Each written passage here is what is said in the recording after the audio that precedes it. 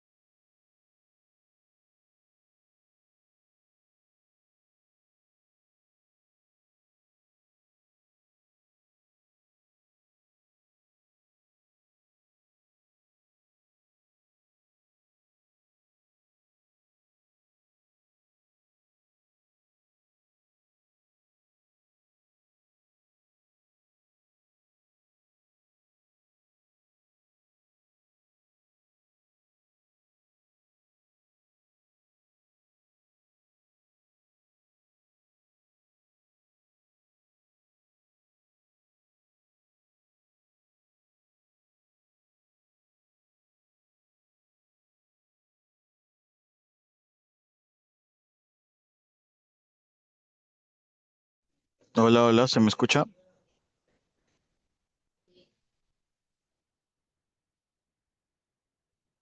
Sí se le escucha, doctor. Hola, Sí, doctor.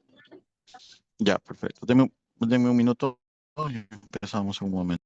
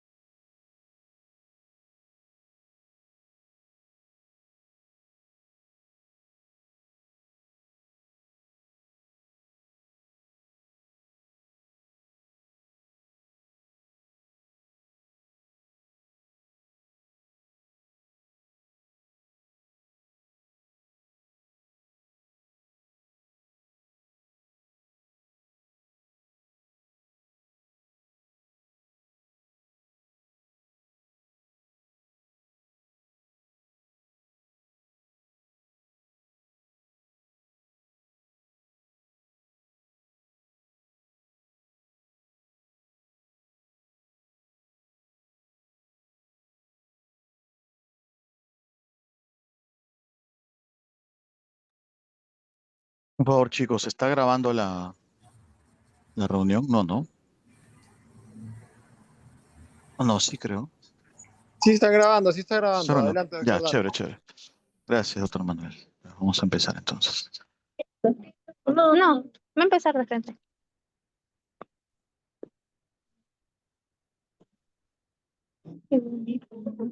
Ya, se ve la diapo, ¿no?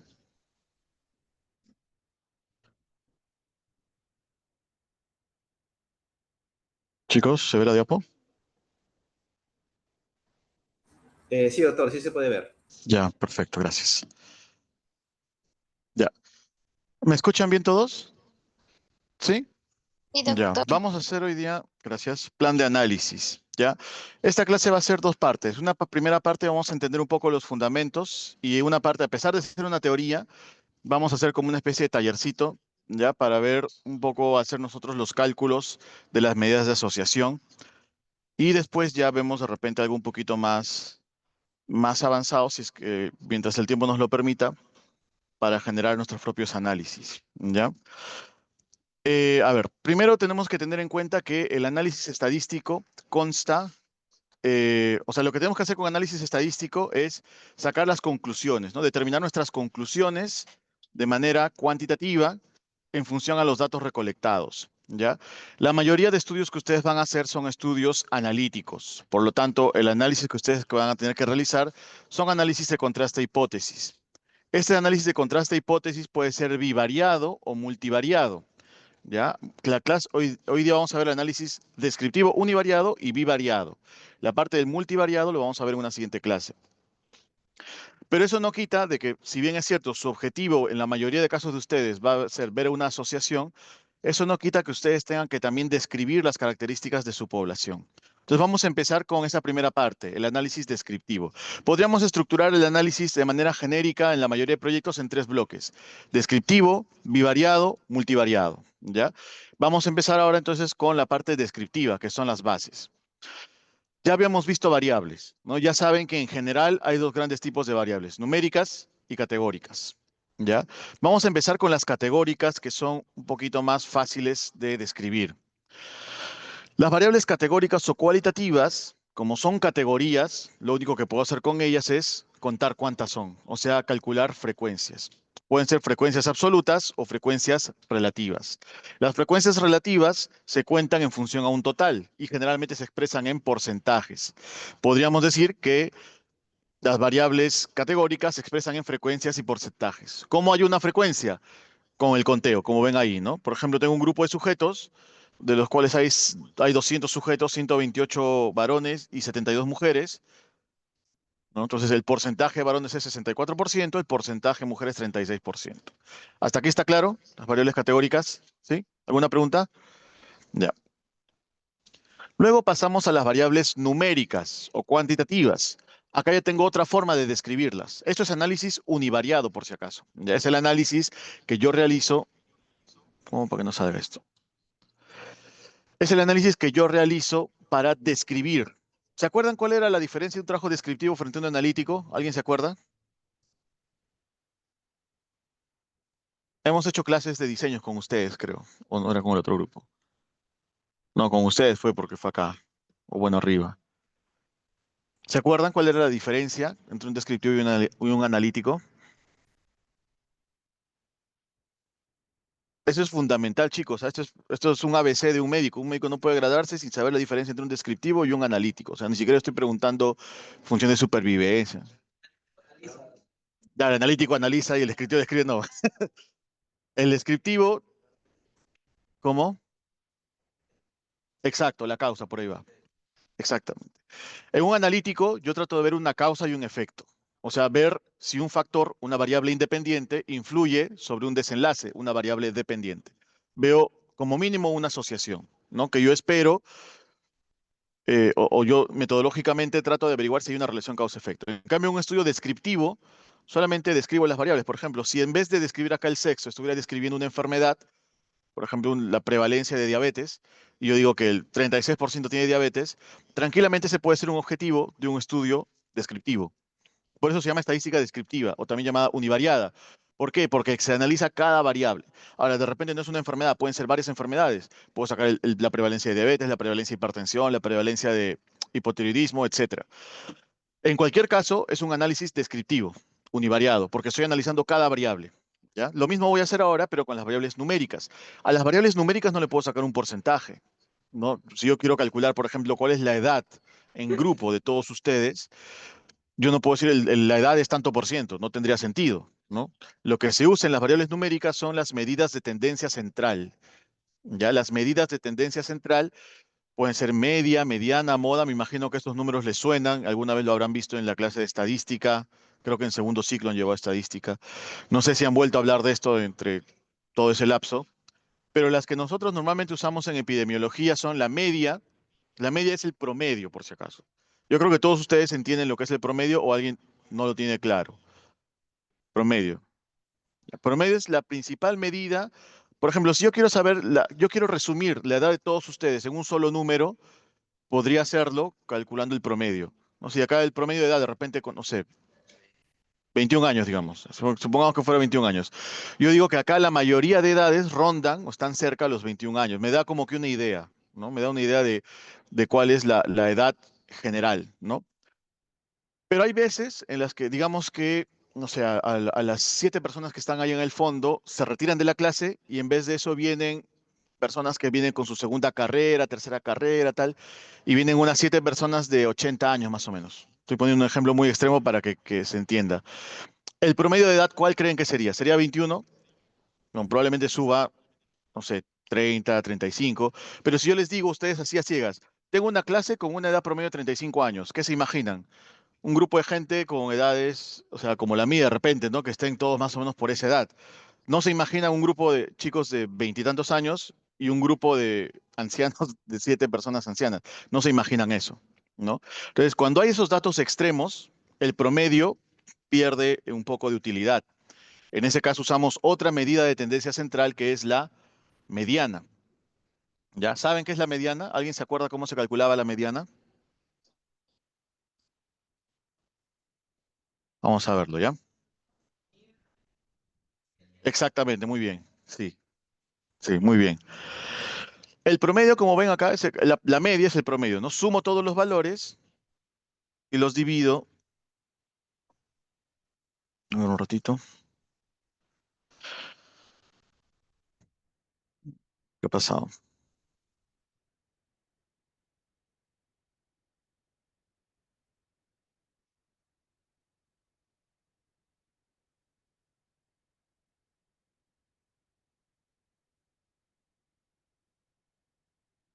Hola, hola, ¿se ve la pantalla? No, no. Ah,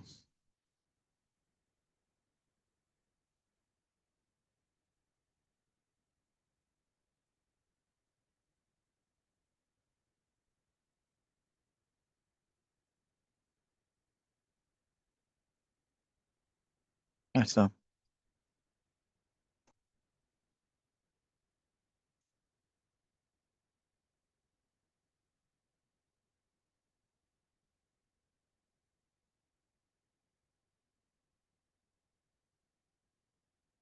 Ya. Como les decía, el promedio es la suma de todos los valores dividido entre el número total de los valores que estoy promediando, ¿no? Es la medida creo que más conocida por todos. De hecho, es para calcular las notas, a veces calculamos el promedio. En este caso es de ustedes, por ejemplo, el promedio ponderado es la nota de cada curso, pero cada curso vale por tantos créditos sean. O sea, por eso es ponderado. Cada curso pesa según la cantidad de créditos. Un curso de más créditos pesa más, ¿no?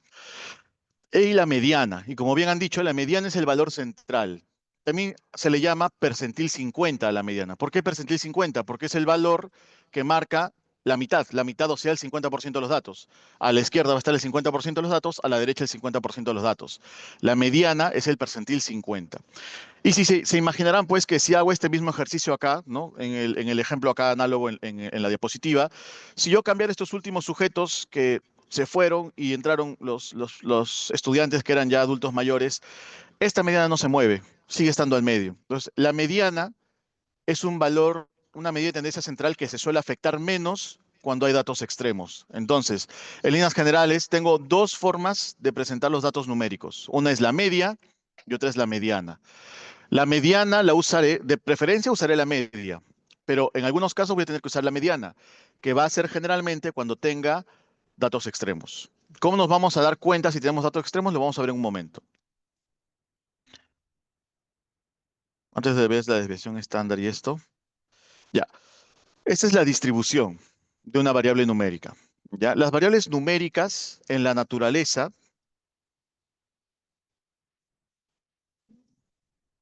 no sé qué está pasando. Un ratito, chicos, por favor.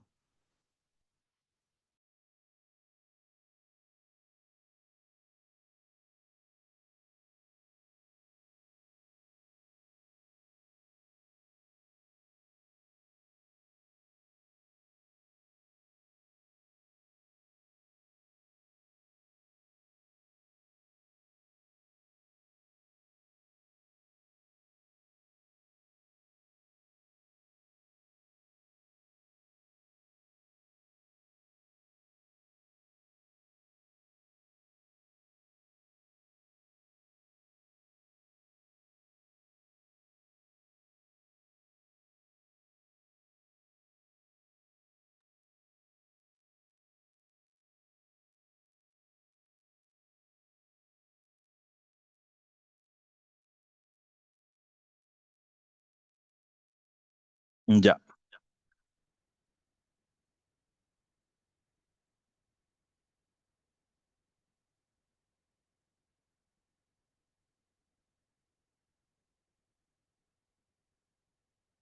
ya, como les decía, esta es la distribución que suele tener una variable numérica en la naturaleza. Si ustedes agarran, por ejemplo, no sé, la estatura de todos los peruanos y la grafican en este gráfico que se llama histograma, va a tener una distribución más o menos así. Y aquí al medio va a estar la estatura promedio. ¿Cuál es la estatura promedio en los peruanos? ¿1,70 m? ¿Por ahí? ¿Cómo? 1,65 m. Entonces, acá estaría 1,65 m y cada vez habrían personas más grandes y cada vez habrían personas más pequeñas, pero cada vez en menor frecuencia. O sea, por acá habrá gente de 1,80 m, 1,90 m, pero va a ser menos frecuente. Por acá gente de 1,50 m, 1,40 m, pero menos frecuente, ¿no? Entonces, este tipo de distribución se llama distribución normal, en el que la mayoría de datos tienden a confluir en el promedio, ¿ya? Entonces, acá, en este tipo de distribución, que es una distribución normal perfecta, yo voy a reconocerla porque acá cada rayita representa una desviación estándar. Ahorita vamos a ver qué es una desviación estándar. Cada desviación estándar representa un porcentaje del contenido de la distribución. Tanto así que dos desviaciones estándar para cada lado representan casi el 96% de los datos. ¿Ya? Esa simetría es la que caracteriza una distribución normal. Y por lo mismo, la mediana también va a ser va a estar por acá. O sea, la mediana sería casi igual que la media en una distribución normal. ¿Ya? Pero no todos los datos en salud se distribuyen de esa forma.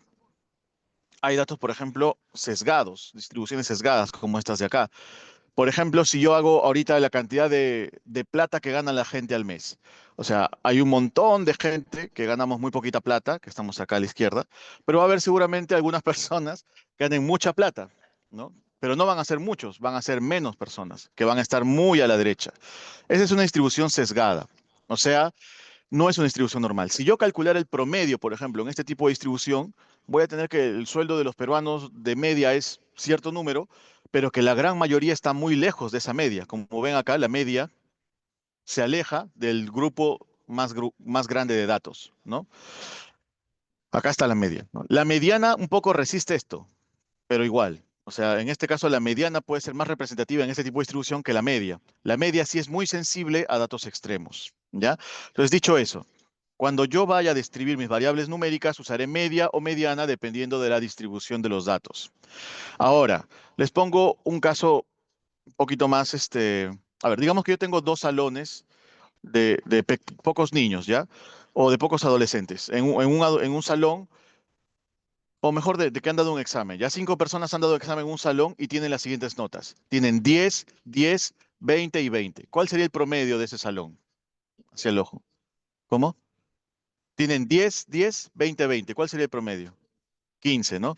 Y en el otro salón tienen 15, 15, 16, 16. ¿Cuál sería el promedio? Perdón, 14, 14, 16, 16. ¿Cómo? 15. Entonces yo podría decir que el promedio de ambos salones fue 15, pero el rendimiento fue 15 en los dos salones. No, ¿no? En un salón fue mucho más disparejo que en otro. Esa disparidad también es importante representarla cuando hacemos análisis descriptivos. Para eso es que las medidas de tendencia central siempre se acompañan de una medida de dispersión, ¿ya? Hay dos medidas de dispersión principales que son la desviación estándar, que siempre va a ir acompañada de la media, o sea, la medida de dispersión que le corresponde a la media es la desviación estándar. Y la otra es el rango intercuartílico, que es la medida de dispersión que corresponde a la mediana. Siempre que yo presente una mediana, voy a presentarla junto con su rango intercuartílico, ¿ya? La desviación estándar podríamos, en términos simples, entenderla como el promedio de todas las diferencias de cada observación respecto a la media. Bueno, la raíz cuadrada del promedio de las observaciones respecto a la media, ¿no? Porque ustedes saben que las diferencias negativas y positivas las consideramos como diferencias igual. Entonces, eh, digamos que este es el promedio. Esta línea roja es el promedio. Y cada una de las observaciones es este punto, cada una es un punto celeste. Entonces, cada una de estas distancias de cada observación respecto a la media es la que yo calculo, ¿no? Lo divido entre el número de observaciones y le saco la raíz cuadrada. Esa es la desviación estándar. Como, o sea, como les digo, ¿no? ¿Qué es lo que representa? ¿Qué tanto se alejan los datos de la media? ¿No? Si yo tengo una desviación estándar alta, significa que los datos están muy dispersos. Se alejan mucho de la media. Si yo tengo una desviación estándar baja, significa que los datos están cercanos a la media. ¿Ya? Y luego tengo el rango intercuartílico. El rango intercuartílico no es una sola medida, es un rango. Y como rango tiene valor inicial, límite inferior, límite superior. ¿Ya? Esos son dos valores. Habíamos dicho que la mediana es el percentil 50. ¿Ya? El rango intercuartílico es un rango que va del percentil 25 al percentil 75. ¿Qué intuyen que sería el percentil 25?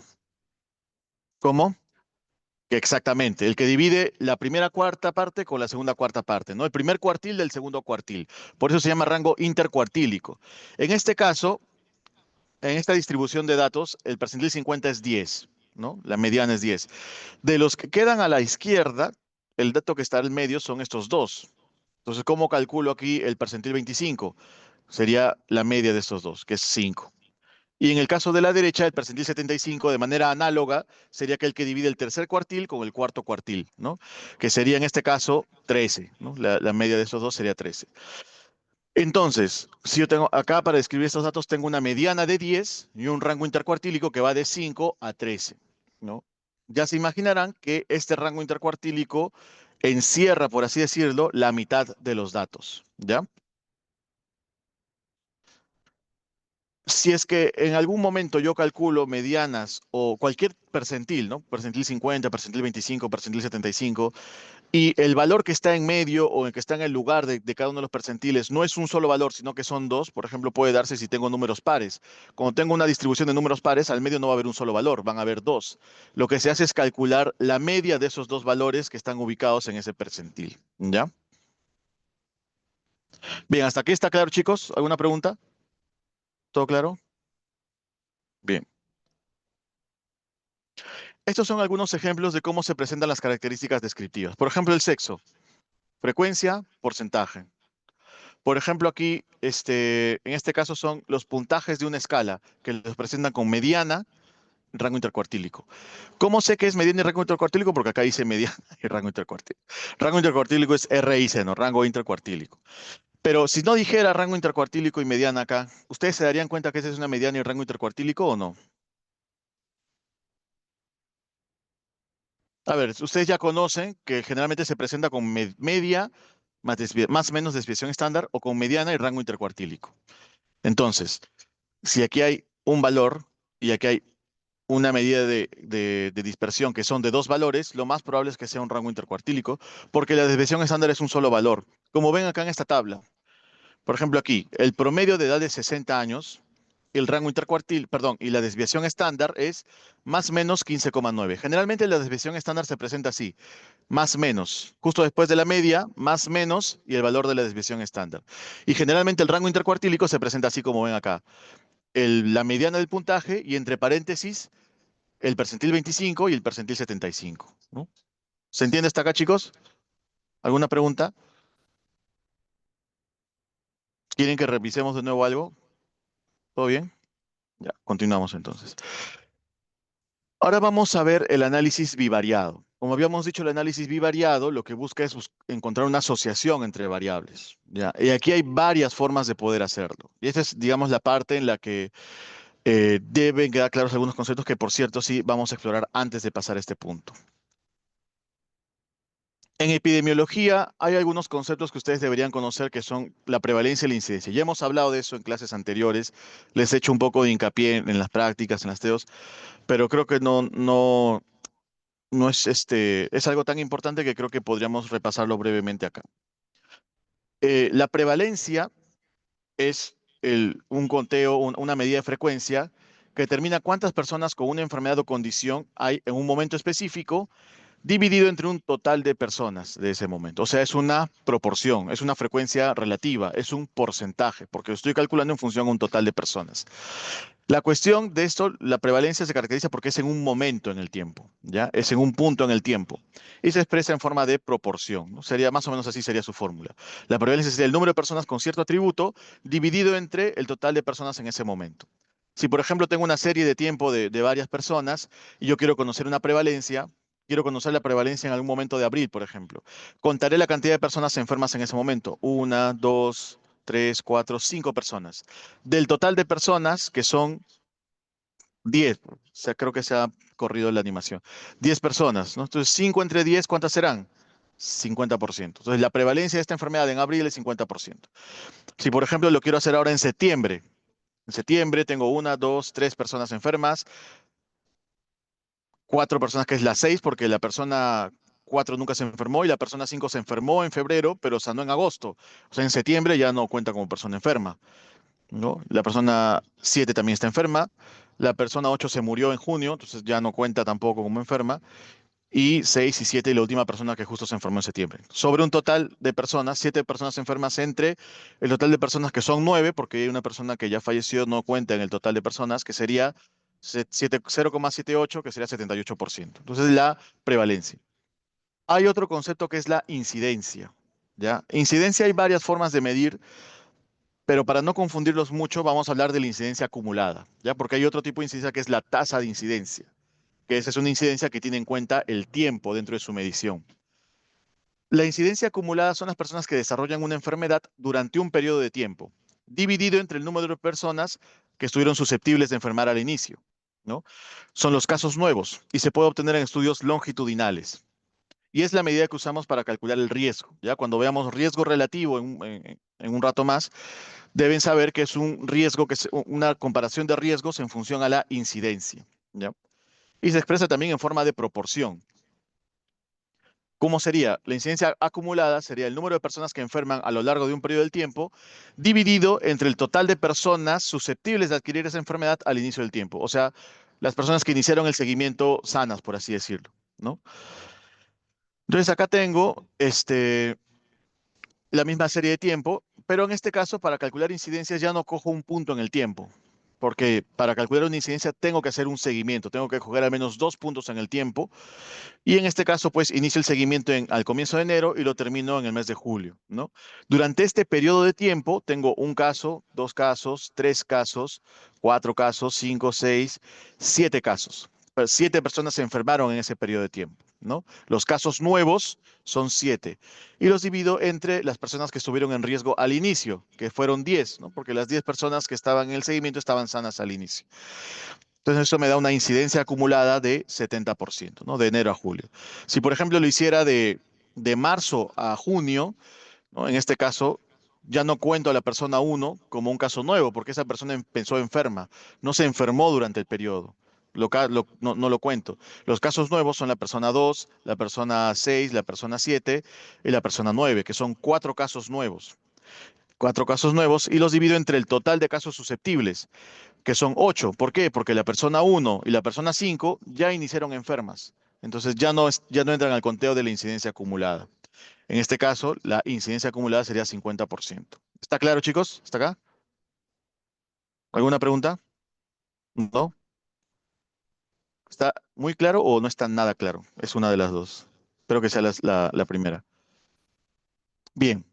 Luego está la tasa de incidencia, que como les dije, de repente por temas de que no es lo más, no nos va a servir para un poco ver el análisis, lo vamos a pasar. Pero sepan que hay otra forma de calcular la incidencia en función también al tiempo de seguimiento, ¿ya? Esa es la tasa de incidencia, que en este caso se calcula por persona a tiempo. Bien, entonces regresamos a la parte del análisis bivariado. Si tienen que ir o si es que, bueno, todavía no es hora. Si tienen que avanzar, normal pueden ir avanzando. Yo igual voy a continuar la clase como les digo pero si pueden quedarse, también los invito a que se queden hasta terminar la clase. Sí. Ah, a ver, tendría que preguntar al doctor Manuel. Este, bien, entonces vamos ahora a la parte bivariada. ¿Ya? En la parte bivariada tenemos la asociación de variables. Esto lo vamos a hacer cuando buscamos asociaciones, cuando hacemos estudios analíticos. Acuérdense que los estudios analíticos buscamos asociación entre variables, ¿no? Buscando que la variable independiente, comprobar si la variable independiente es la causa de la variable dependiente. Y eso está muy relacionado a los diseños, ¿ya? Por ejemplo, acá la actividad física sería la variable independiente y bajar de peso sería el desenlace de la variable dependiente. Antes de pasar al contraste hipótesis y los ejemplos, me gustaría un poco repasar los diseños. Vamos a ver el diseño de cohortes.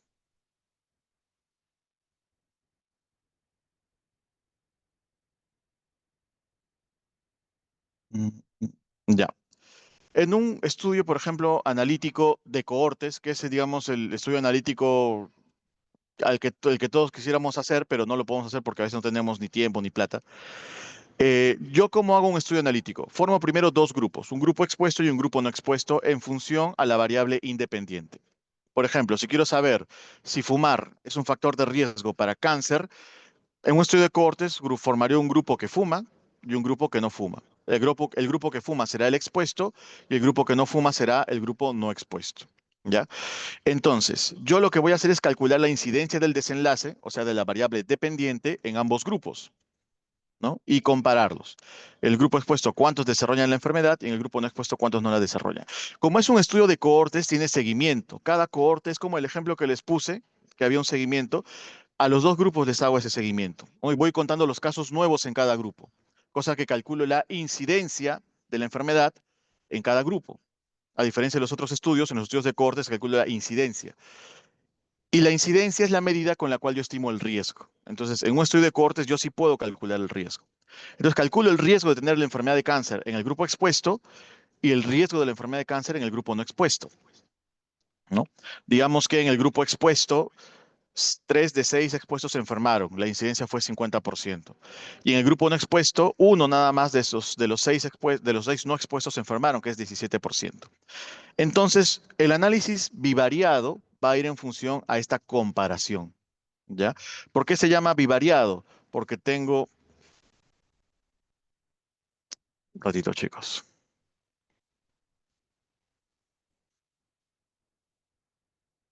Está conectado. Un ratito, chicos, se ha desconectado la... Y ahora sí.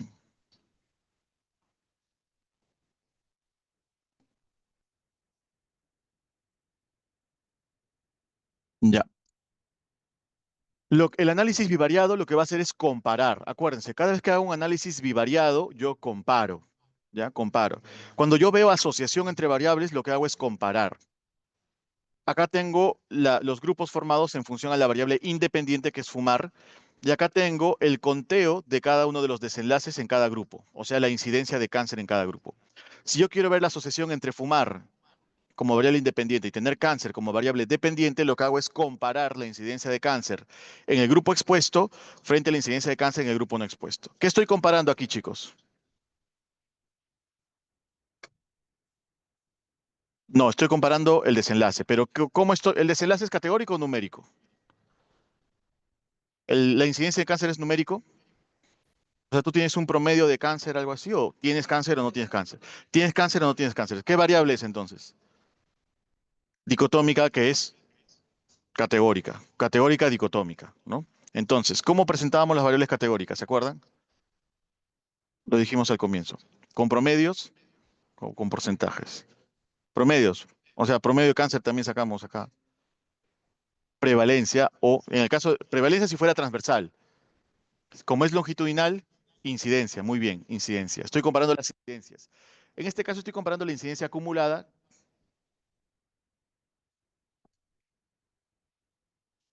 Estoy comparando la incidencia acumulada que se presenta en forma de porcentaje. ¿No? Es un porcentaje. Al final estoy comparando dos porcentajes, ¿no? ¿Estamos claros hasta ahí? ¿Se acuerdan qué prueba estadística se usaba para comparar porcentajes? ¿Cómo?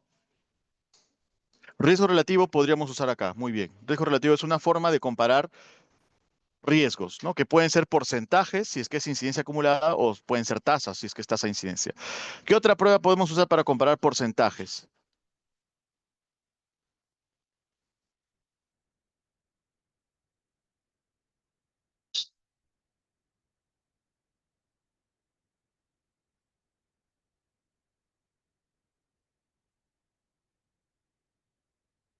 Hay algunas pruebas que son pruebas de contraste hipótesis más clásicas, por ejemplo, el test Uden, el chi cuadrado, Udeman-Whitney. ¿Han escuchado de esas pruebas? Chi cuadrado han escuchado, por ejemplo. Para comparar proporciones, así como esto, también sirve la prueba de chi cuadrado. Entonces, yo podría usar una prueba de chi cuadrado para saber si esas dos proporciones son diferentes. La idea es que si las proporciones son iguales, significa que no hay asociación. O sea que da igual que fumes o no, tu riesgo de cáncer no va a cambiar, ¿ya? Si es que fueran iguales. Pero si son diferentes, significa que sí hay asociación, que el hecho de fumar cambia tu riesgo de cáncer. O sea que el cáncer depende de fumar. O sea, hay una relación estadísticamente significativa. ¿Se entiende? Estas dos posibles respuestas son las dos hipótesis estadísticas que puede tener cualquier prueba de contraste hipótesis. Una es la hipótesis nula y otra es la hipótesis alterna, ¿ya? La hipótesis nula, ¿qué es lo que dice? Que ambos, en este caso, proporciones son iguales, ¿no? En ese caso, no hay asociación. Y la hipótesis alterna es la que dice que ambas proporciones son diferentes y en ese caso, sí habría asociación. Cada vez que yo hago una prueba de contraste de hipótesis, me da un resultado especial que se llama valor de P. No sé si lo han visto en los papers o cuando han leído. Ese valor de P es el que me va a determinar cuál de las dos respuestas voy a tomar. Si estoy resumiendo un montón, ¿ya? Porque esto tiene un montón de trasfondo y si alguien estadístico me escucha de repente le- va a pensar que estoy hablando piedras. Pero estoy resumiendo bastante para que se pueda entender. El valor de P, si es menor a 0,05, temas en cuentas resumidas, rechazo la hipótesis nula, o sea, acepto la hipótesis alterna, o sea, concluyo de que son diferentes ambas proporciones. Y si son diferentes, entonces hay asociación. Si el valor de P es mayor o igual a 0,5, significa que no rechazo la hipótesis nula, me quedo, acepto la hipótesis nula que dice que ambas proporciones son iguales, y si ambas proporciones son iguales, por lo tanto, no hay asociación. ¿Se entendió esa lógica? Es como un razonamiento en el cual yo para poder determinar si hay asociación o no, tengo primero que ver si es que hay cambio o no, ¿ya? Si es que son iguales, porque acá yo estoy comparando proporciones, porcentajes, pero puedo comparar promedios también de repente. Puedo comparar el promedio de algún biomarcador en ambos grupos. Puedo comparar promedios. Si los promedios son iguales, si las proporciones son iguales, significa que la variable independiente no está afectando en ese desenlace. Por lo tanto, no hay asociación. Pero si son diferentes, significa que, o yo entiendo en este estudio, que la variable independiente sí está afectando en el desenlace y por lo tanto sí hay asociación, ¿ya? La hipótesis nula siempre va a ir en función a igualdad, por lo tanto no asociación. La hipótesis alterna lo que va a proponer es que no hay igualdad, hay diferencia y por lo tanto sí hay asociación, ¿ya? ¿Se entendió? ¿Necesitan alguna aclaración más? Y si no se entendió, ¿hay algo más que se pueda decir para aclarar este punto?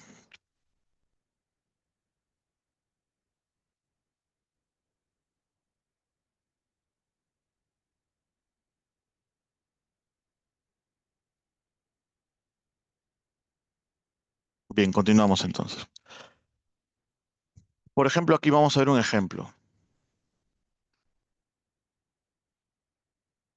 Acá, por ejemplo. Tengo un estudio en el que estoy viendo o estoy comparando la actitud frente a la investigación. Acá, ¿ya? Vamos a señalarlo.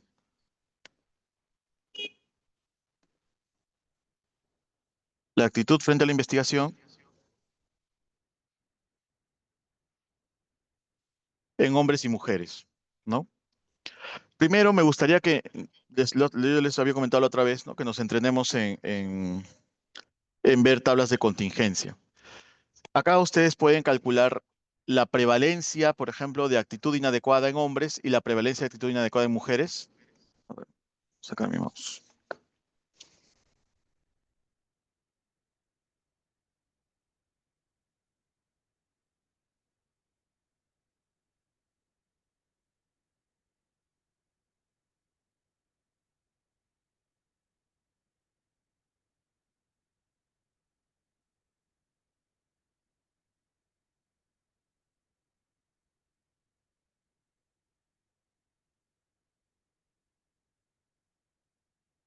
A ver, Adrián está presente. Doctor, buenas tardes. Buenas tardes, Adrián. ¿Cómo calcularíamos aquí la prevalencia, asumiendo que este es un estudio transversal? ¿Cómo calcularíamos la prevalencia de una actitud inadecuada frente a la investigación en los hombres?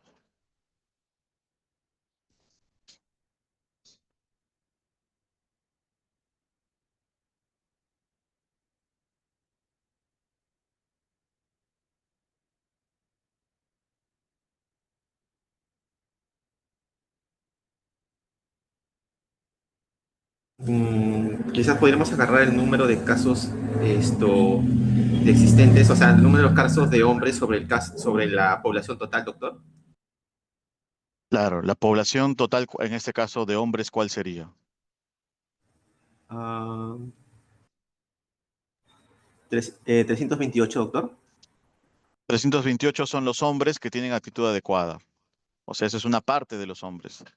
Sería 328 más 433. Correcto, muy bien. Entonces, la población de hombres, no sé por qué sale así, sería 328 más 433, ¿no? Y esto me da como resultado, a ver, vamos a calcular, 761. 761.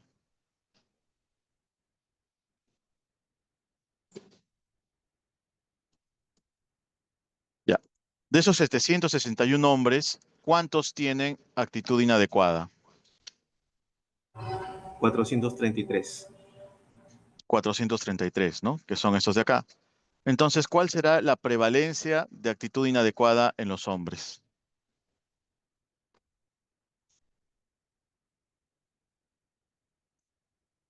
Se dividiría, doctor. Claro, sería 433 entre 761, ¿no? Y eso me da como resultado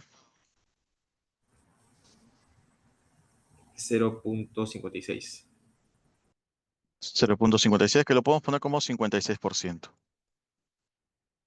Muy bien, Adrián. Ahora, yo quiero calcular lo mismo, pero en las mujeres, ¿no? Haría el mismo ejercicio, ¿no? Dividiría 535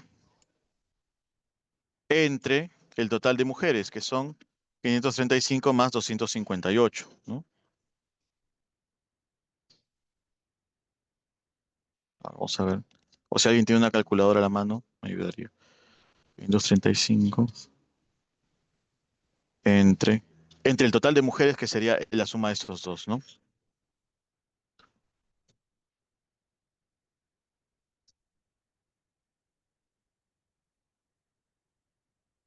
¿Alguien sacó el resultado?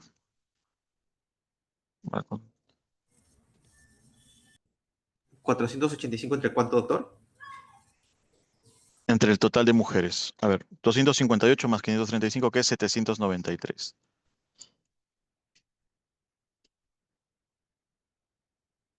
Esto me da como resultado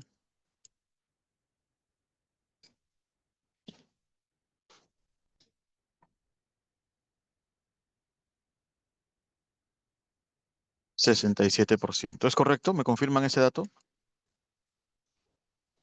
Sí, doctor. Muy bien. ¿Quién tiene mejor o peor actitud? ¿Quién tiene más prevalencia de actitud inadecuada, los hombres o las mujeres? Las mujeres, doctor. Las mujeres, ¿no? El porcentaje de actitud inadecuada es 67% en mujeres y 56% en hombres. ¿Esa diferencia es significativa o no es significativa? ¿Qué opinan?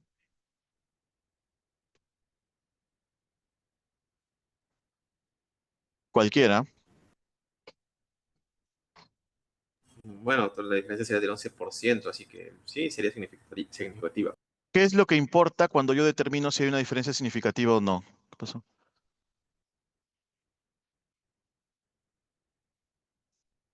¿Qué tan grande es el porcentaje o hay un valor que dije que es el que veíamos para saber si la diferencia es significativa o no? ¿El valor P, doctor? Exactamente, el valor P. Habíamos dicho que si el P es menor a 0,05, significa que las dos, en este caso las dos prevalencias son diferentes, por lo tanto, si hay una diferencia significativa.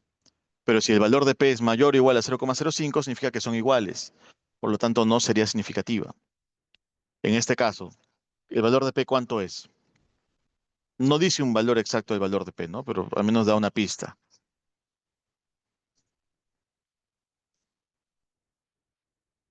Aquí está el valor de P.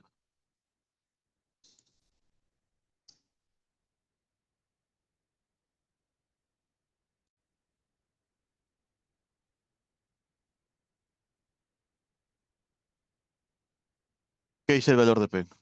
¿Qué opinan, chicos? El valor de P, si es menor de 0,05, por lo tanto, ¿hay diferencia? ¿Es diferente las proporciones o no? ¿No es igual o es igual? ¿Sí? Cuando es menor a 0,05, es significativo. Sí, o sea, las diferencias que estoy viendo son significativas. Cuando es menor a 0,05, las diferencias que estoy viendo son significativas. Cuando es mayor o igual a 0,05, las diferencias no son significativas. Entonces, aquí, ¿quién tiene mayor prevalencia de actitud inadecuada? Las mujeres. Esta conclusión sería de que existe una asociación entre el sexo y la actitud frente a la investigación. ¿Por qué? Porque las mujeres tienen mayor prevalencia de actitud inadecuada en comparación con los hombres. En este estudio al menos. ¿Se está entendiendo, chicos? ¿Alguna pregunta? ¿No? Por acá. Sí, doctor, todo claro. Perfecto. Vamos a ver otro estudio. Por ejemplo, aquí. Veamos esta tabla, ¿no? Los conocimientos. Los factores asociados al conocimiento sobre el consumo de sal en una población. Tengo conocimiento suficiente e insuficiente. ¿Ya? Ah, una cosa también que quise apuntar acá. Acá, por ejemplo, el porcentaje lo hemos tenido que calcular nosotros. El porcentaje no me venía dado en la tabla. Si se dan cuenta, la tabla creo que ha sacado el porcentaje en función al total no de cada grupo, sino al total de sujetos. Entonces, para calcular el total dentro de cada grupo, hemos tenido que calcularlo con el total de hombres y el total de mujeres, ¿no? Entonces, pero acá, como ven, el porcentaje sí se nos está dando según el total de hombres y según el total de mujeres, ¿no? En este caso, a ver, Cristian Coyachagua está.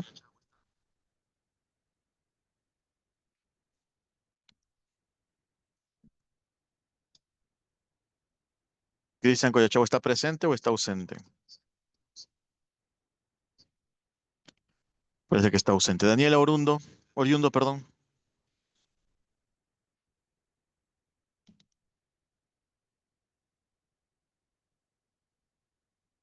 Daniela Oriundo también está ausente. Bueno, chicos, ¿van a salir? Ya, está bien. Jefferson Melgarejo, Doctor, buenas tardes. ¿qué tal, Jefferson? ¿Cuál sería acá la prevalencia de conocimiento insuficiente en hombres y cuál sería la prevalencia de conocimiento insuficiente en mujeres?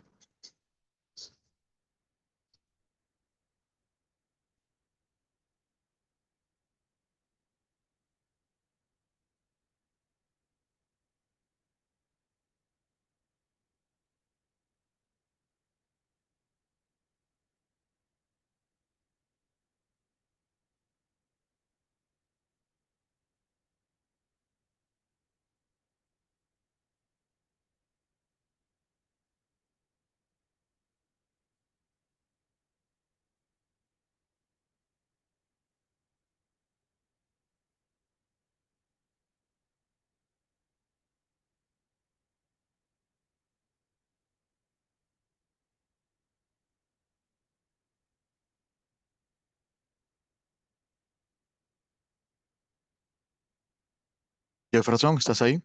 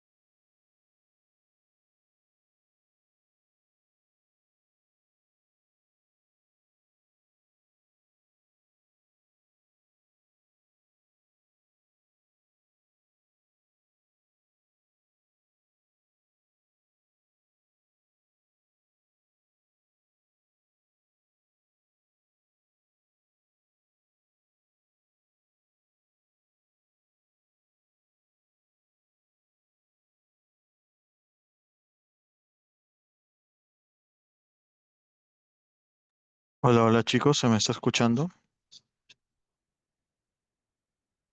Sí, otro sí se le escucha. Gracias. Este, ¿Estaba Jefferson hablando o no lo escuché? Estaba esperando.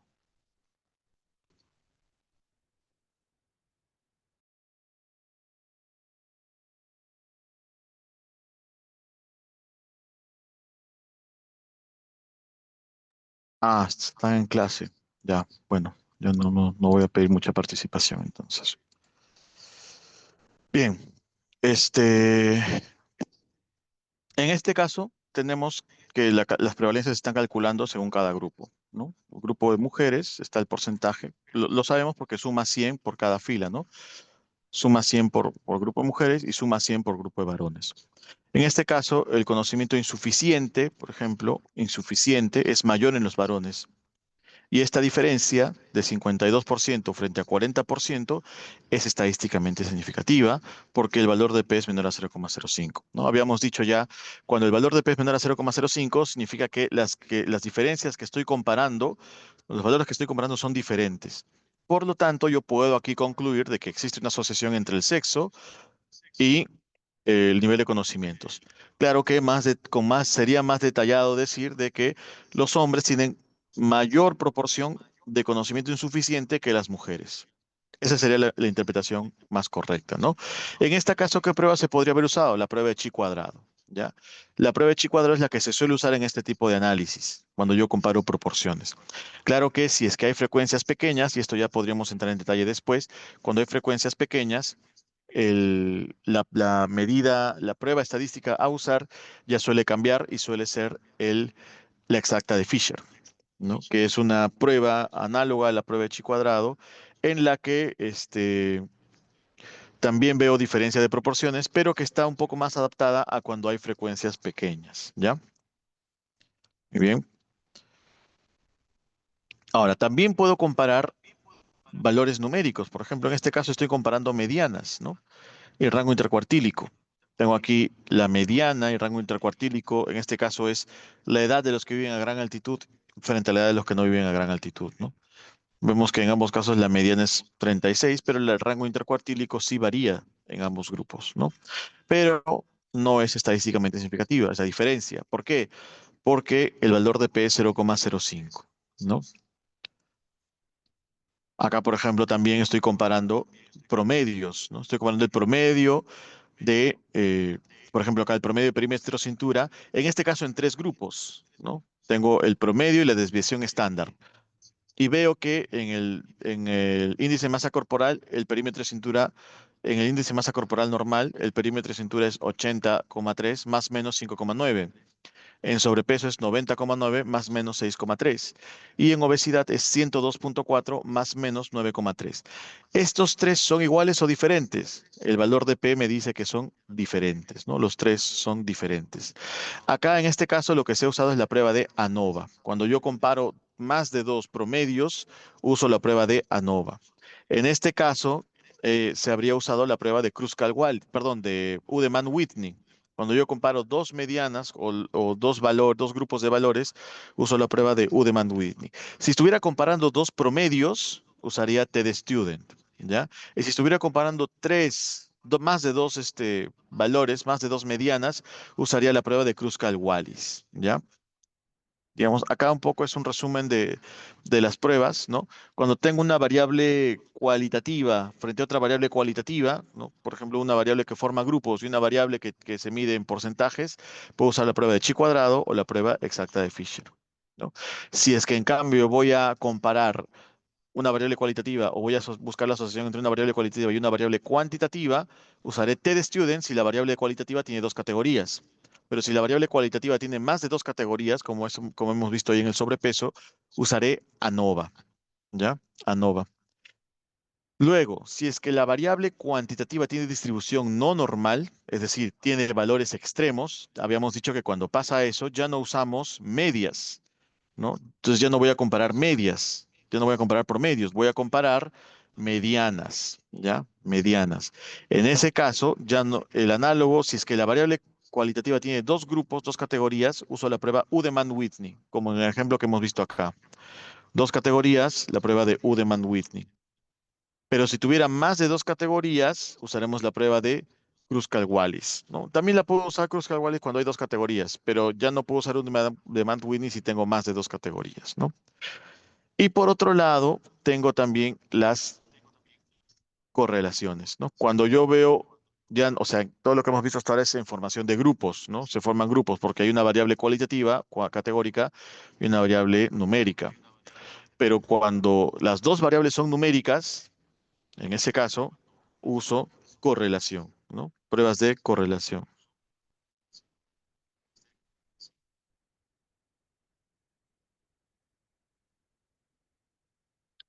Muy bien. Entonces, ya habíamos visto cómo se puede usar, por ejemplo, en los estudios de cohortes, ¿no? Otras medidas de asociación, aparte de las pruebas clásicas de chi cuadrado, t-student, ¿no? Aparte de esas, están también unas medidas epidemiológicas que me permiten calcular la fuerza de asociación, ¿no? Por ejemplo, el riesgo relativo. El riesgo relativo me dice, no solamente me dice si hay asociación o no, sino me dice cuán fuerte es la asociación. Si el riesgo relativo es más a grande, eh, entiendo que la asociación es más fuerte, ¿no? Por ejemplo, vamos a ver acá, ¿no?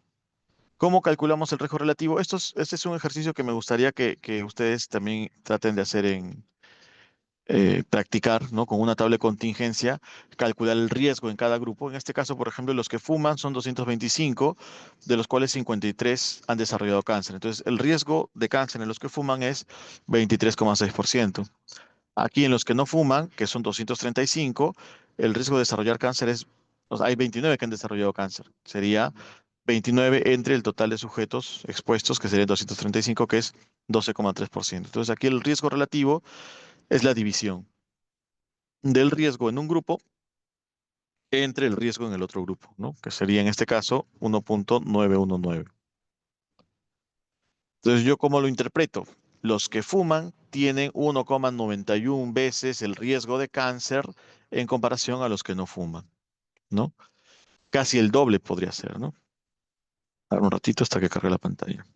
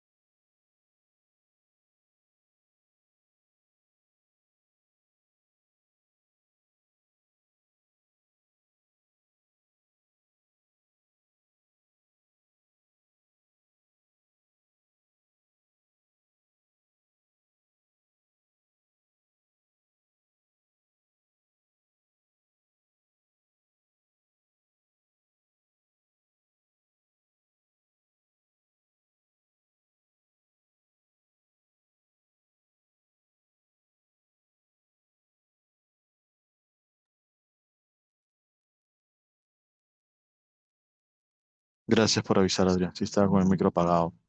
Ahora vamos a empezar de nuevo esta parte.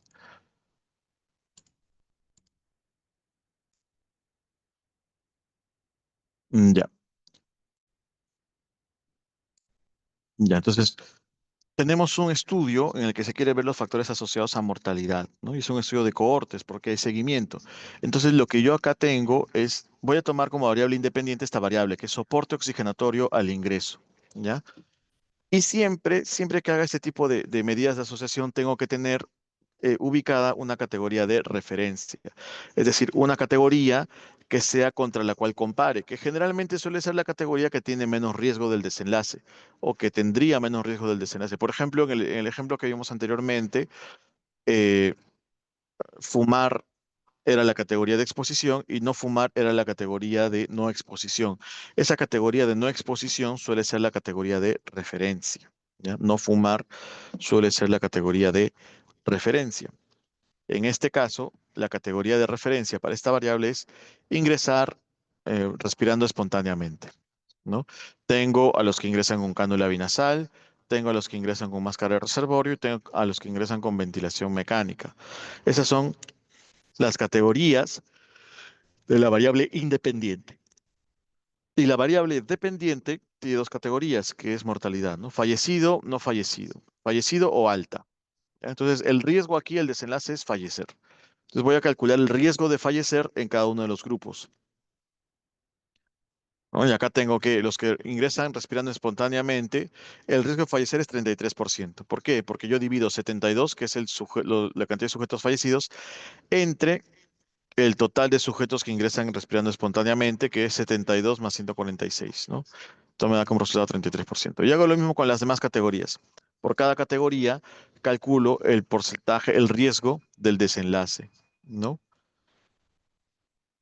Y como vemos, yo calculo el riesgo relativo comparando, dividiendo. ¿Cuál es el riesgo de mortalidad en los que ingresan con cánula binasal? 28.3%.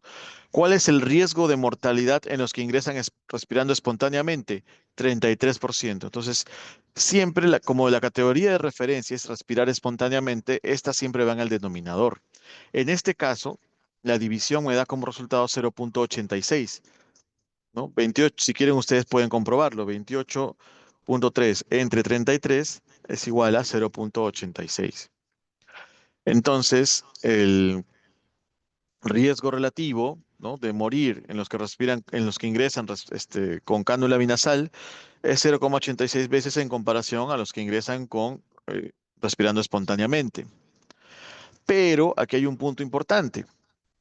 Este intervalo de confianza no abarca el 1. Acuérdense que estas medidas de asociación lo que buscan, al igual que el chi cuadrado lo haría, es ver si estas dos proporciones son iguales o no.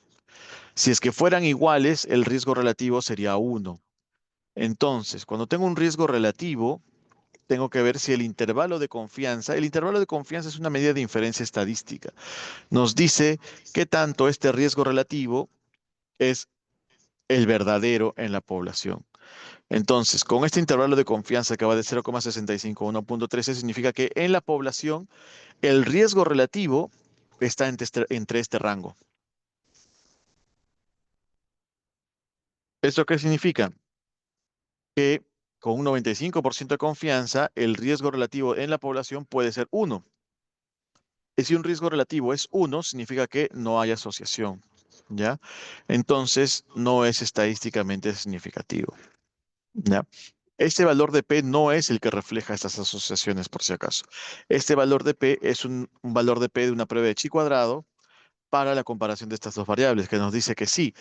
O sea, la mortalidad en los cuatro grupos, en las cuatro categorías son diferentes, no son iguales las cuatro.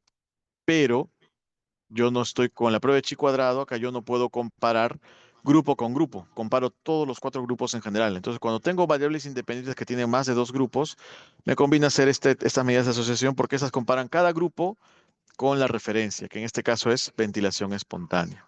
¿Ya? Bien, entonces luego voy a comparar ahora luego con máscara de reservorio. La mortalidad en máscara de reservorio es 66.3 y la mortalidad en respiración espontánea es 33%. Este me da como resultado la división esta, teniendo la mortalidad de la categoría espontáneo en el denominador, me da como resultado 2,01. Esto significa con un intervalo de confianza de 1,64 a 2,46. Esto se podría entender como que los que ingresan con máscara de reservorio tienen el doble de riesgo de mortalidad en comparación con en comparación a los que ingresan con respirando espontáneamente, ¿no? Y esta diferencia sí es significativa porque su intervalo de confianza no abarca la unidad, no abarca el valor neutro. O sea, en la población, cuando se haga la inferencia, en la población el valor verdadero de este riesgo relativo va a estar contenido dentro de este rango, ¿no? O sea, este rango incluye al valor verdadero con un 95% de confianza. Entonces, con un 95% de confianza, ese valor verdadero en la población no va a ser 1, porque acá no está incluido el 1, ¿no? Como no va a ser 1, significa que se va a mantener esa diferencia.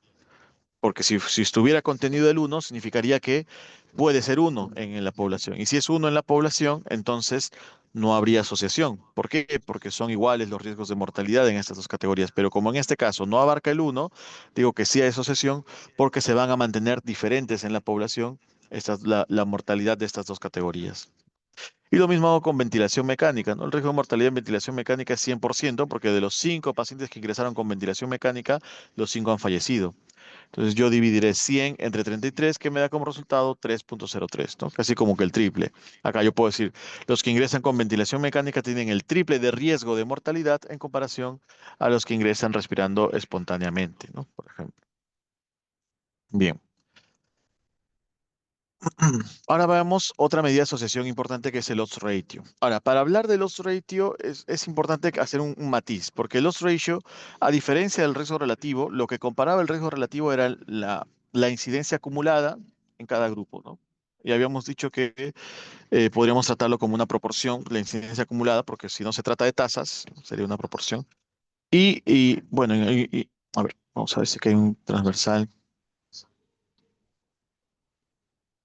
Y por ejemplo, en los estudios transversales también comparamos proporciones. O sea, ya sea que comparemos riesgos, incidencias acumuladas, estamos comparando proporciones, solo que como es una proporción que es una incidencia, se le llama riesgo relativo. Pero cuando la proporción que voy a comparar es una prevalencia, se le llama razón de proporciones. Matemáticamente es lo mismo, porque estoy calculando, estoy comparando proporciones, ¿ya? Pero tiene esa diferencia porque si la proporción es una incidencia acumulada, se le llama riesgo. En cambio, si la proporción es una prevalencia, se le llama razón de prevalencias. ¿Ya? A ver, un ratito para tomar un poco de agua, denme un segundo.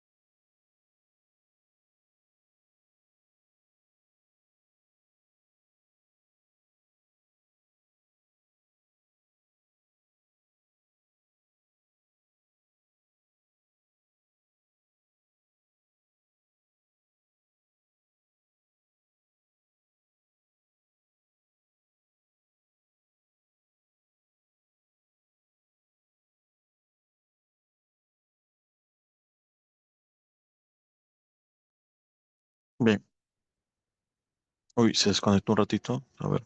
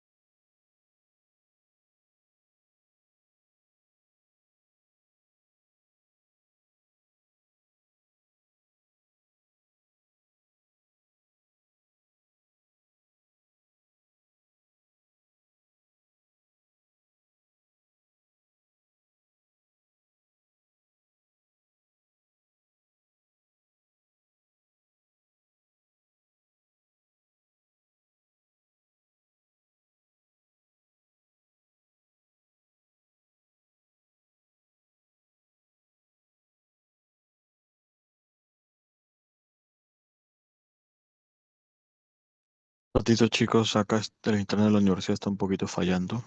Voy a conectarme de nuevo.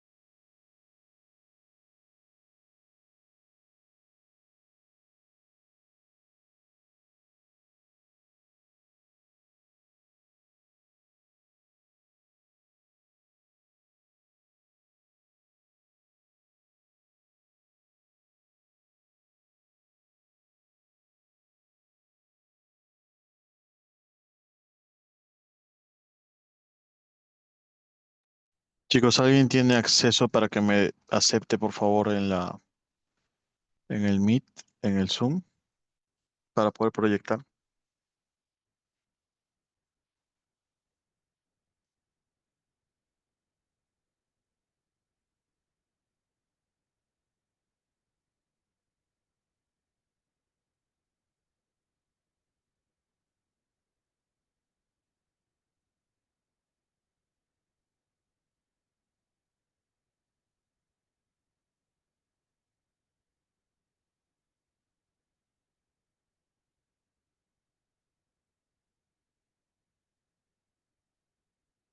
Perfecto, gracias.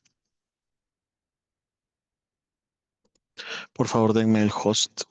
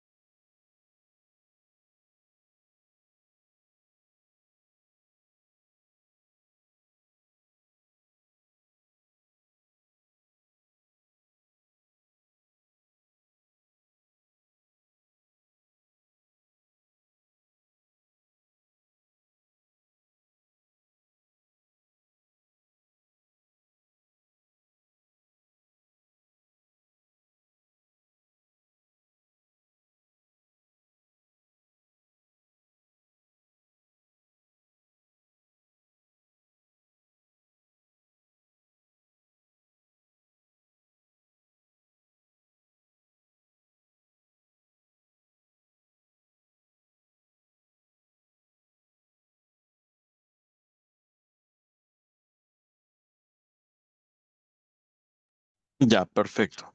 Ahora sí. En este caso, por ejemplo, también hacemos una comparación de proporciones, ¿no? Pero en este caso las proporciones que vamos a comparar ya son de prevalencias, ¿no? Habíamos calculado previamente, por ejemplo, vamos a ver con los conocimientos, ¿no?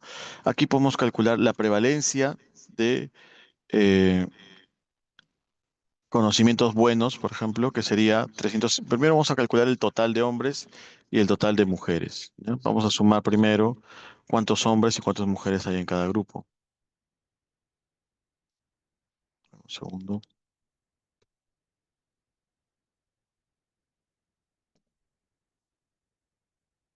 En hombres serían 356 más 405, ¿no? 405 hombres son 761 varones. Y de mujeres hay, vamos a ver con otro color, 370 más 423 mujeres. Sería 793, ¿no? Ahora voy a calcular la proporción de buen conocimiento, que sería 356, en hombres, que sería 356 entre 761, ¿no? Entre 761. Y esto me da como resultado 46,8%.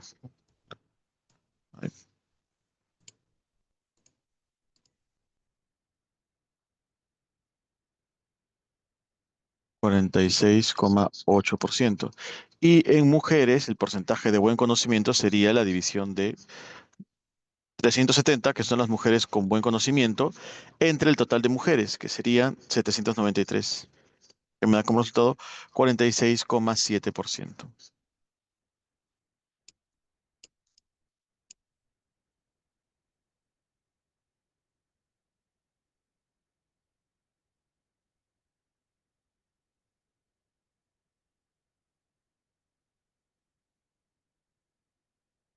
Muy bien.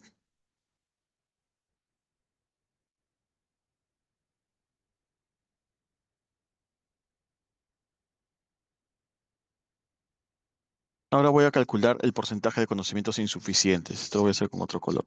Que básicamente sería el complemento, ¿no? Si acá es 46,8, entonces los que tienen insuficientes será 53,2, ¿no? O sea, el resto. Y acá si es 46,7, será pues 53,3, ¿no? Bien, entonces yo acá tengo, por ejemplo, la categoría, acá tengo, ¿no? El análisis bivariado, la razón de prevalencias, que es 0,99, que entiendo que es teniendo como referencia a la categoría de varones. Entonces, lo que se está comparando aquí, yo entiendo que es este desenlace, que voy a borrar este número que está feo. Vamos a volver a hacerlo. Ya. Entonces, aquí el porcentaje, acá sería, esta sería la comparación, ¿no? Eso sería las prevalencias que voy a comparar. La categoría de referencia me la da este número uno. Siempre que ustedes vean la palabra ref o el número uno, entendemos que esa es la categoría de referencia. Entonces aquí la categoría de referencia es los hombres. Los hombres son la categoría de referencia, ¿no? Entonces, acá yo dividiría la prevalencia de buen conocimiento en las mujeres, que sería 46,7, entre la prevalencia de buen conocimiento en hombres, que sería 46,8. Y esto me da como resultado 0,99, ¿no? O bueno, un valor cercano a eso, porque los decimales los hemos redondeado, pero a ver, vamos a ver cuánto sale. 46,7 entre 46,8. Me sale 0,99, ¿no? Este valor es la división de estos dos, ¿no? Este valor, vamos a escribirlo acá también, si no. 46,7 entre 46,8, ¿no? Y este resultado es 0,99. Esa es la razón de prevalencias, ¿ya? Ya después, en la próxima clase entraremos a este análisis ajustado, multifactorial o análisis multivariado, en el que tenemos otra razón de prevalencias diferente. Ustedes dirán, pero ¿por qué hay dos? Este es porque este está ajustado, ¿no? Y vamos a después ver qué significa que esté ajustado. Pero como ven, este intervalo de confianza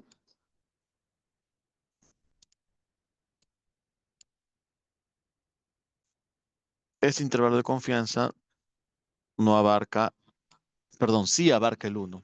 Entonces, como sí abarca el uno, yo concluyo de que esta razón de prevalencia no es estadísticamente significativa. O sea que cuando yo lo infiero a la población puede ser uno, ¿no? Y si puede ser uno ya no es significativo. O sea que en realidad no son diferentes. La prevalencia de buen conocimiento entre hombres y mujeres es igual. ¿Ya? Esa es la conclusión que daría. Si se dan cuenta, es la misma lógica que la de riesgo relativo, solamente que en este caso, como es un estudio transversal, es razón de prevalencias. Pero si fuera un estudio longitudinal y estoy calculando incidencias acumuladas, sería un riesgo relativo. ¿De acuerdo? Ya, entonces ahora vamos a ver el odds ratio. El odds ratio es una medida compara odds, ¿ya? Ya no compara riesgos, sino que compara odds. Y eso se suele usar en los casos y controles. ¿Por qué en los casos y controles? Porque en los casos y controles yo no tengo riesgos. Yo no puedo calcular incidencias, ni puedo calcular prevalencias. Lo único que puedo calcular son, en este caso, los odds, ¿no? Que me van a permitir el odds ratio. O sea, no es que no lo pueda calcular, yo puedo calcular proporciones, sí, pero no son proporciones que representen ni prevalencias ni incidencias, porque en un estudio de casos y controles yo digo cuántos tienen casos y cuántos tienen de controles. O sea, si yo pareo de un caso por un control por caso, mi prevalencia sería el 50%, pero eso no es una prevalencia, ¿no? Es un valor que yo he estimado, que yo he decretado, por así decirlo. Entonces vamos a primero ver qué cosa es un odds, ¿ya? Vamos a entender primero qué cosa es un odds. No, ojo, no un odds ratio, sino un odds, ¿ya? El odds, por ejemplo, acá en el grupo expuesto que son los que fuman, tengo el desenlace que es enfermedad coronaria, los casos serían los casos, ¿no? Y los controles serían los que no tienen enfermedad coronaria. El odds aquí sería el odds de fumar, ¿ya? Perdón, el odds de tener enfermedad coronaria en los fumadores sería 112 entre, acá si fuera una proporción, yo diría 112 más 176, entre la suma de estos dos. Pero como es un odds, es 112 entre los que no tienen este factor. O sea, 112 entre 176. Ese es el odds, ¿ya?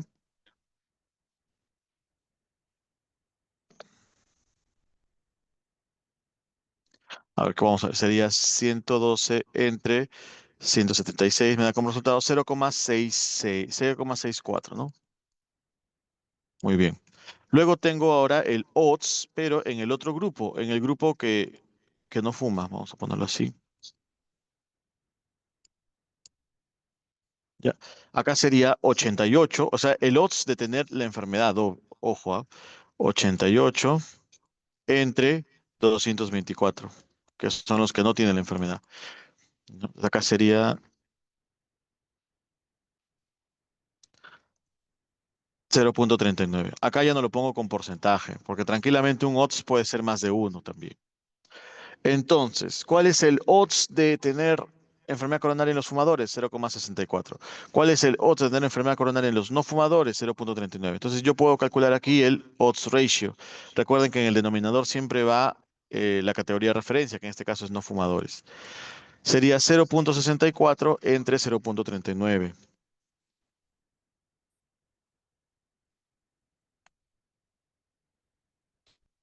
que me da como resultado 1,64. Este es el odds ratio, el OR. ¿Esto qué me dice? Que los fumadores tienen 1,64 veces los odds. Ya no digo riesgo, ya no digo prevalencia, digo odds. Algunos prefieren decir chances también, ¿no? Las chances, los odds de tener enfermedad coronaria en comparación con los no fumadores, ¿de acuerdo? Y esta medida, al igual que razón de prevalencia, que riesgo relativo, también tiene su intervalo de confianza y se interpreta de la misma forma. Si es que es uno o si el intervalo de confianza abarca el uno, entonces ya no es significativo, ¿no? Básicamente esta es la forma de interpretar de todas estas medidas, ¿ya? Ahora, yo no diría acá que sería factor protector. Bueno, si es que es riesgo relativo, sí puede ser factor protector porque ahí sí hablamos de riesgo. Pero si es odds ratio nada más, puedo decir que una asociación negativa, una asociación inversa. ¿De acuerdo? Ahora, yo, por ejemplo, esta operación que he hecho aquí, ¿no? Es la misma que esta de acá, ¿ya? Y esta se puede resolver también multiplicando, ¿no? A por D entre B por C. Por eso también se le llama razón de productos cruzados. Es una medida muy versátil y que se usa mucho. Por eso es importante que la sepamos. Pero a veces o sea, esta no estima directamente el riesgo. Ojo, el riesgo se estima con la incidencia. Entonces, si podemos calcular incidencias, mejor aún. Bueno, este es un poco más lo que ya hemos visto de riesgo relativo, ¿no? Se calcula, en este caso es A, por ejemplo, el riesgo de cáncer en los expuestos es A entre el total de expuestos. En cambio, el odds es A entre B, que es los que tienen, dentro de los expuestos, los que tienen cáncer, entre los que no tienen cáncer. ¿Ya? Por eso es que sobre eso les sobreestimar el riesgo, esta medida de asociación. Y como ven, también se interpreta con su respectivo intervalo de confianza, el 95%. Por ejemplo, aquí factores asociados a amenaza de parto pretérmino, la infección de tracto urinario salió en 6,2. Significa que las mujeres con infección de tracto urinario tienen 6,2 veces las chances de tener amenaza de embarazo de parto pretérmino en comparación a las que no tienen infección de tracto urinario. Yo estoy asumiendo que esa es la categoría de referencia. Acá no pone la categoría de referencia, pero si no la ponen, entiendo que uno la debe asumir. Una buena costumbre, si ustedes publican sus tesis y sus artículos, es que siempre pongan la categoría de referencia para que no haya dudas, ¿no? Claro que en este caso uno podría inferir que es la no infección de tracto urinario, ¿no? Es como si la categoría de exposición es hombre, entonces yo asumo que la categoría de referencia es mujer o viceversa, ¿no? Muy bien, acá tenemos más ejemplos que ya es un poco lo que hemos ido repasando. Y vamos a dejar la clase hasta acá. Ha sido una clase un poco más larga. No sé si vaya a dar tiempo ahora ya para las demostraciones en Stata. Creo que las podríamos dejar para la siguiente, ya que en la siguiente también vamos a hablar de análisis multivariado. Ya, entiendo que es una clase que no se va a entender de buenas a primeras si es que no hay cierto trasfondo, hay que practicar, hay que hacer un poco de lectura crítica, hay que un poco acostumbrarnos a hacer estas operaciones que hemos estado haciendo para poder entender mejor y llevarnos mejor con esta parte estadística. Y créanme que es lo mejor que pueden hacer porque es algo que un médico que sepa lectura crítica debe conocer, ¿no? Lo mínimo para interpretar medidas de asociación. Porque hemos hablado de estudios observacionales, pero estas mismas medidas, el riesgo relativo también se usa en, en ensayos clínicos, ¿no? Y hay estadísticas como el número necesario a tratar, reducción absoluta de riesgo, que son un poquito más avanzadas, que ustedes también las deben conocer, porque al final son esas las medidas que van a ayudarles a dirimir si usar o no cierto tratamiento, cierta intervención, ¿ya? Así que, por favor, practíquenlo y de todas maneras en una siguiente vamos, si es que hay dudas o algo, lo vamos resolviendo y vamos avanzando con el temario, ¿de acuerdo? ¿Hay alguna pregunta?